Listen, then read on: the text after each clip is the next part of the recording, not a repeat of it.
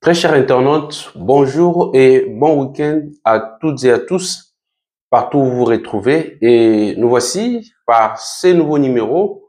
Aujourd'hui, c'est le 15 mars 2025. Dialogue de Luanda, la main des États-Unis derrière. On va essayer de discuter sur cette actualité, cette problématique qui est mise sur la place publique. On va essayer de discuter, voir quels sont les tenants et les aboutissants par rapport à ce qui se passe en République démocratique du Congo. De plus en plus, très chers internautes, on commence à comprendre que il y a des choses qui se passent qui échappent à la vue du commun des mortels, puisque nous avons vu hier, nous avons dit que Donald Trump avait envoyé Monsieur Jackson Oni, qui devrait arriver à Kinshasa en début de la semaine prochaine. Tout à notre grande surprise, hier vendredi déjà, il y a eu un émissaire du président Trump qui est arrivé à Kinshasa et a rencontré le président Tshisekedi à l'OIA, là où le président de la République reçoit ses invités des marques. Et du coup, le contenu de leurs échanges n'est pas encore dévoilé, mais les indiscrétions disent déjà que c'est toujours par rapport aux moyens à mettre en place pour que les deals entre la République du Congo et les États-Unis puissent se faire en bonne et due forme. Et on sent déjà qu'il y aura plusieurs émissaires du gouvernement américain qui vont descendre à Kinshasa. Aussi, Donald Trump, son arrivée, est en train de changer quand même pas mal de choses au niveau de la politique intérieure déjà aux États-Unis, mais aussi sur le plan des relations internationales, de l'échiquier international. Et tout ça, nous devons quand même en tirer profit, examiner qu'est-ce qui pourra nous intéresser pour que nous puissions s'y pencher et tirer profit exactement. Voilà qu'aujourd'hui, c'est que nous constatons que le président angolais Lourenço avait produit un communiqué à la suite de la rencontre avec le président Tshisekedi à Luanda, où le communiqué disait que on pourra établir des liens, des contacts directs avec le mouvement rebelle pour pouvoir voir à quelle voies et moyens permettre à ce qu'il y ait une discussion entre le gouvernement de la République du Congo et puis les rebelles. Et c'est là, à notre grande surprise, on se pose la question que le président Lourenço est devenu le président en exercice de l'Union africaine. Et pourtant, il avait déjà décliné l'offre, celle d'être médiateur dans ces conflits. Et on lui avait mis quand même d'autres médiateurs pour pouvoir pallier par le fait que lui ne pourrait plus être en mesure de s'occuper de la question au vu des charges qu'il devrait assumer en tant que président de l'Union africaine.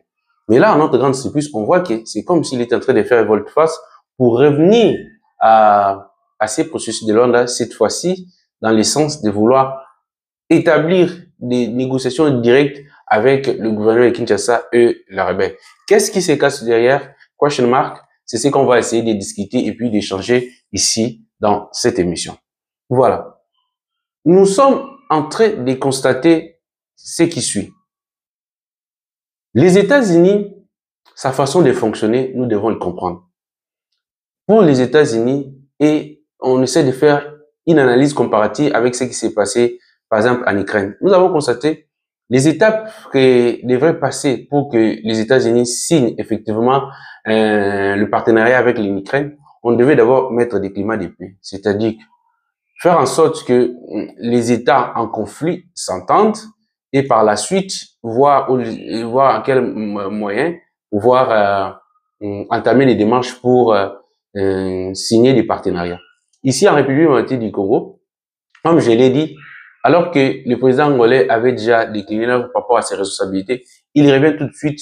Il semblerait qu'il y a quand même une pression au niveau des États-Unis de Donald Trump qui a donné quelques jours à président Lourenço de pouvoir organiser ces pourparlers, ces discussions pour que finalement que le Rwanda sorte de la République démocratique du Congo, que les groupes rebelles se mettent sur la table tout en respectant les processus tels qu'il a été établi. Donc, comme vous le savez, il y a les processus de Luanda et les processus de Nairobi. Mais les recommandations telles qu'elles ont été formulées, déjà au niveau de la résolution 2713 du Conseil de sécurité des Nations Unies, recommander à ce que qu'on essaye de mettre ensemble, sinon de rapprocher ces deux processus pour une discussion rapide, mais aussi pour une paix durable. Et ce qui s'est en train de passer là, ça correspond exactement avec la résolution 2773. C'est vrai que les gens se posent des questions. On ne comprend pas comment nous avons vu que la SENCO était en parallèle en train de mener aussi une démarche. Mais là, on voit que les présidents angolais reviennent et on sent tout de suite que la SENCO remercie les présidents de la République et l'encourage par le fait qu'il a accepté, d'après eux, de pouvoir entamer des contacts directs avec les groupes rebelles. Et c'est là, c'est le cas aussi des oppositions. Nous avons vu Martin Fayulu, nous avons vu aussi Moïse Katumbi. Mais déjà d'emblée, en lisant tout cela, on voit déjà que la SENCO est déjà hors jeu. Parce que ce processus que mène le président de l'Angola, c'est un processus qui est dicté par les États-Unis. Les États-Unis veulent signer clairement un deal avec les États-Unis. Parce que il faut savoir que ce deal ici, c'est entre le gouvernement. Ce qui nous fait rire, c'est le fait que nous voyons certains compatriotes aller aux États-Unis pour dire que Tshisekedi n'est pas légitime et que Donald Trump ne devait pas signer avec Tshisekedi parce qu'il n'est pas légitime. Mais les Américains se moquent de nous. Ils se posent la question, est-ce que ces gens ici comprennent? Est-ce que nous avons réellement des élites? Le deal qui est en train de signer, c'est pas un deal avec l'individu Félix Tshisekedi, c'est pour l'État congolais, parce que là, c'est le gouvernement américain qui va signer. Ce deal-là, c'est pour notre intérêt, pour notre sécurité. On est en train de piller nos minéraux chaque jour ici. Les sites d'exploitation des minéraux de Roubaix, c'est entre les mains des Kagame, il est en train d'exploiter ça, parce que c'est toute cette partie-là qui est occupée par des rebelles, des marionnettes du Rwanda. C'est déjà exploité. Et ça a toujours été comme ça, on exploite ça. Mais là, maintenant, on veut que les États-Unis viennent, puisqu'ils vont venir, on va signer ces deals-là. Il y aura la paix. Les Américains ne vont pas accepter que la guerre continue et qu'ils fassent des affaires. Non. Et c'est le gouvernement. Vous vous rappelez déjà en 2012, ça a été les camions avec Barack Obama. Ça veut dire que c'était comme ça. Juste un coup de fil, on appelle Kagame avait retiré ses militaires. Les États-Unis, si nous disons qu'il y a la main des États-Unis qui planent, parce que on ne voit pas quelle puissance peut aujourd'hui se mettre debout pour pouvoir trouver des solutions au problème de la moitié du Congo si c'est pas une grande puissance comme les États-Unis. Il y a une guerre que vous devez savoir déjà qui est là, la guerre entre les États-Unis et la Chine. Tout ça, ils sont en train de se précipiter les minerais de la République démocratique du Congo. Or, nous le savons qu'il y a quand même des investissements chinois qui est là-bas, alors qu'il y a des métaux critiques. C'est-à-dire que il y a certains métaux que les États-Unis achetaient au niveau de la Chine, alors que la Chine a coupé ces exportations de là. Alors que ces minéraux, nous avons les germanium, nous les avons sur notre sol. Alors, pour la République démocratique du Congo et pour les États-Unis, la République démocratique du Congo est un allié très important. Mais je m'étonne, nous, les élites de la République démocratique du Congo, comme si on n'est pas conscient de cela, vous imaginez qu'il y a un rapport que le gouvernement congolais avait demandé sur les minéraux d'essence. Ces documents-là existent. Même si vous tapez sur Internet les minéraux d'essence, vous allez voir qu'il y a un document. Ce document-là est publié, mais ce n'est pas exploité. On explique très clairement comment l'exploitation de les minéraux par les Rwandais. Nous voyons aujourd'hui que les Rwandais veulent faire croire aux gens que non, lui aussi, il a des minéraux. Ce sont des mensonges purs et simples. Et tous les rapports prouvent à suffisance que les minéraux que les Rwandais exportent vers d'autres, c'est en Chine, l'Union européenne et partout, ce sont des minerais en provenance du Congo, de ce qu'on appelle les minerais de sang. Ces rapports-là étalent clairement, sans ambiguïté, de ce qui se passe réellement en République démocratique du Congo. Et là, les États-Unis, puisqu'ils veulent travailler avec Kinshasa, il est en train de presser Lorenzo pour que qu'on en finisse avec ces dossiers rapidement parce qu'il veut étaler la paix. Donc, nous pourrons voir, on va se lever un bon matin et que cette guerre-là va prendre fin carrément. Puisque les émissaires comme les États-Unis commencent à venir à la diplomatie du Congo, ce n'est pas par sentiment. Aujourd'hui, nous avons les Américains qu'on appelle des souverainistes. Les globalistes qui étaient derrière Trump sont en train d'être, et derrière Biden, les démocrates, sont en train d'être écartés au niveau de la Maison-Blanche, des Pentagones, mais de la CIA également. Déjà, vous avez vu que l'USAID qui était une structure pour eux qu'ils utilisaient, nous on pensait que c'était pour des aides, tout ça, ils utilisaient pour pouvoir faire des guerres, des coups d'État, tout ça, et influencer des mondes. Et nous devons être très prudents parce que les gens les globalistes qui étaient derrière Kagame, qui sont derrière Kagame, pour exploiter nos richesses, ce sont des Américains. Mais quels sont ces Américains? Ce sont des globalistes. Et là, les pouvoirs changent, ce n'est plus des globalistes, et c'est maintenant les souverainistes et Trump qui est là, qui n'ont pas la même politique. Pour Trump, il veut installer des paix partout et faire des affaires de business. Et les mois, c'est propice pour nous pour saisir cela. Et là, Trump est en train de montrer vraiment, effectivement, qu'il a cette volonté-là dessinée. Parce que tout est déjà presque prêt. Il reste, comme je vous ai dit, des modalités techniques de la mise en place, notamment la fin de la guerre dans cette partie Est et aussi pouvoir maintenant établir des liens directs pour des négociations approfondies. Et là, c'est clair que nous sommes dans la bonne voie. C'est pourquoi vous constatez que les rebelles, ou cette Kagame, est en train de chercher à foncer pour pouvoir récupérer beaucoup plus d'espace. Mais leur vision, ce n'est pas de venir à Kinshasa, mais de faire pression, de pouvoir créer une certaine balkanisation pour récupérer la partie comme et ils ont ça dans leur pensée. Mais ça sera difficile pour eux, puisque aujourd'hui, avant, le peuple congolais était tellement distrait par rapport à ça. Mais tout le monde aujourd'hui, rien ne se cache, tout est maintenant au vu de tout le monde, au vu et au su de tout le monde. Ça sera difficile pour eux de faire comme ça et que ça se réalise. Ils essayent maintenant de manipuler la population en cherchant tout ce qu'ils sont en train de mettre entre les divisions interethniques, tout ça là, mais ça ne marche plus. Parce qu'aujourd'hui, là, tout est clair. Vous devez apporter des preuves pour que nous puissions vous croire. On ne peut pas vous croire par simple parole, puisque vous avez une notoriété, vous allez venir dire des choses sans preuve et qu'on vous croit. Ça sera difficile pour eux de pouvoir le faire. Et du coup, là, c'est quelque chose de très important pour nous que nous devons en mettre en tête. Nos élites doivent comprendre, il faut que nous utilisons la science. Lors des négociations, c'est à nous maintenant de définir comment on va discuter avec les États-Unis. Puisque lorsqu'on veut une négociation avec un État, vous devez comprendre comment cet État-là fonctionne.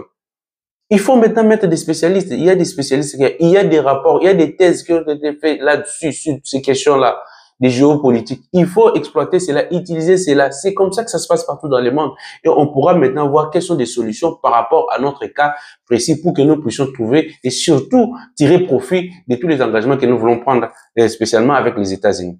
Voilà à peu près ce que nous pourrons dire aujourd'hui par rapport au constat que nous sommes en train de faire qu'il y a quand même la main des États-Unis, ce qui est une bonne nouvelle pour nous. Si vous suivez par exemple le porte-parole du gouvernement lorsqu'il dit qu'il y a des Moïse Katumbi et les autres qui vont aux États-Unis pour demander, comme je vous ai dit, que les États-Unis ne puissent pas signer avec la partie congolaise. Mais on leur a dit carrément que vous devrez quitter et il faut que le Rwanda quitte la République du Congo. Et le Rwanda aussi a envoyé également ses émissaires là-bas aux États-Unis. C'est toujours cette réponse qu'on leur dit. Vous devez quitter. Qu'est-ce que vous faites à la partie est de la République du Congo? Et ça commence à devenir de plus en plus difficile pour eux. Raison pour laquelle vous voyez que Kagame peut quand même se lever un bon matin, appeler des journalistes pour venir insulter un chef de l'État. Ça, c'est très grave. Ça montre très clairement qu'il se sent en difficulté et pour chercher à se défouler, il va faire des genres de trucs. Alors que c'est contre-productif. Le fait de faire ça, il y a des analyses, il y a des gens intelligents qui vont analyser, ils vont lire entre les lignes qu'effectivement, ce monsieur-ci, il est complice, il est déstabilisé, il est au bout, alors il est en train de chercher comment manipuler, mais ça ne passe plus presque là. L'air est maintenant aux vérités, aux preuves, à les analyses. Tshisekedi a tellement mis à nu ce que fait le Rwandais en République démocratique du Congo, au point qu'il est difficile maintenant pour de cacher quoi que ce soit. Les rapports des experts des Nations Unies sont là. La résolution est tombée, qui a une portée juridique, c'est-à-dire qui constitue déjà la preuve fondamentale. Vous ne pouvez pas réfuter cela. Le fait pour l'Union européenne maintenant de mettre fin, c'est-à-dire au mémorandum d'entente qu'il avait avec le Rwanda, la Grande-Bretagne, la Belgique, l'Allemagne maintenant, il est coincé. Je pense que c'est difficile pour eux d'aller de l'avance. Ils essaient quand même de forcer les choses, et des complices des Congolais qui ne comprennent pas que c'est pour notre intérêt que nous devons être signés avec les États-Unis, puisque nos minerais continuent d'être volés. Et là, c'est une occasion pour le gouvernement lui-même des États-Unis va venir avec nous. En contrepartie, nous allons demander la sécurité du Rwanda. Et ne viendront pas se battre pour nous, mais ils viendront quand même, et ils peuvent nous fournir en termes de matériel, mais aussi des formations militaires et puis des échanges d'informations. Aujourd'hui, le monde, c'est le monde des cybertechnologies. Nous devons en disposer. Et pour en disposer de matériel-là, il faut être formé. Les États-Unis a toutes ces capacités-là. C'est un avantage pour nous. Nous devons saisir ces moments ici pour pouvoir nous organiser et surtout contrôler l'intégrité de notre territorial par la maîtrise de nos frontières. Organiser notre administration, organiser nos services de renseignement, mais aussi travailler sur l'éducation nationale. Nos programmes scolaires devaient être adaptés sur des questions de l'heure. On ne doit pas rester avec des systèmes archaïques. On devait d'abord enseigner à nos enfants c'est quoi la République démocratique du Congo, quelles sont nos richesses que nous disposons, qu'est-ce que nous représentons comme étant en jeu sur le plan international, comment faire en sorte que nous tirons profit de nos richesses, qu'est-ce que nous devons, comment devons-nous se comporter pour que les gens nous respectent. C'est ça le patriotisme qu'on devrait enseigner à nos enfants. Nous ne devons pas rester cantonnés sur des enseignements archaïques qui dépassaient, qui ne cadrent pas avec nos réalités. Notre propre histoire devait être enseignée par nous-mêmes et puis au Congo. Et les Congolais devaient le comprendre pour que nous puissions maîtriser notre destin à main. Ça sera à notre avantage. Voilà ce que je pourrais dire aujourd'hui. Très cher internaute, je me présente, je suis Guilhem Ikobikwete, juriste de formation, expert en politique publique et en stratégie de développement, chercheur en notions diplômé en ressources humaines et négociateur. Aujourd'hui, je voudrais vous informer sur ces sujets ici. Nous sommes le 15 mars 2025. Je vous souhaite un bon week-end et je vous dis à la prochaine.